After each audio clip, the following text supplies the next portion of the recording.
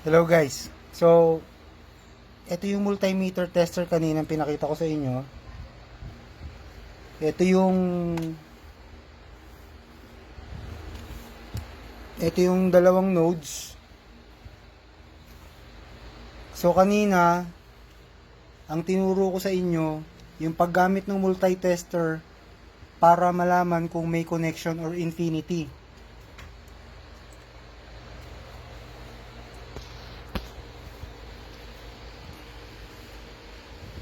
So pag pinagdikit natin to, makikita nyo pumapalo yung meter. Pero sabi ko nga, I am more fond of using ito, yung may music, yung may sound.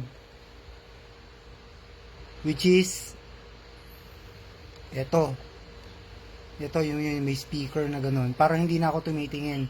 Kasi pag pinagdikit ko yan, hindi na ako titingin, tutunog lang siya. Pero pumapalo pa rin yung meter.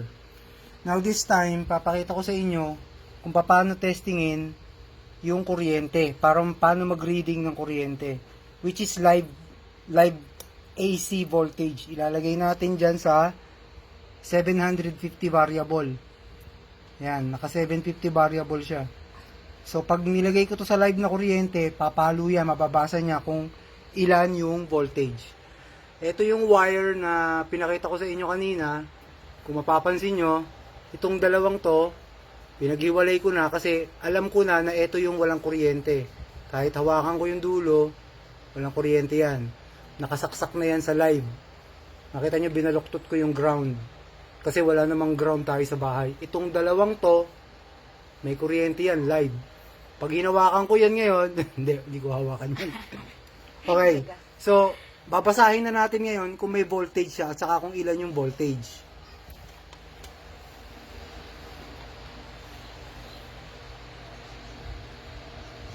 Okay. So, I'm gonna be needing help from my assistant. Drev, hawakan mo. Naglalaro. Lalaro. Ako na nga dito eh. Steady lang ha. Okay. Okay. Pag nakuryente tayo dito, sabay-sabay tayo. Magkakadikit tayo. So, ididikit ko na yung isa dito. Tapos, ididikit ko yung isa sa kabila. Ang reading is what? 250, 230, 240 something. 220.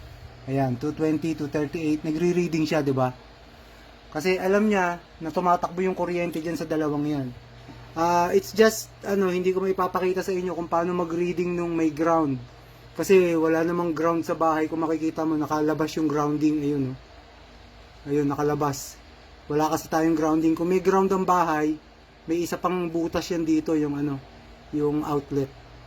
So pag meron kayong customer, ang ginagawa nila diyan is kukunin nila yung live, which is eto, tapos ididikit dun sa ground, eto, kung may grounding yung bahay.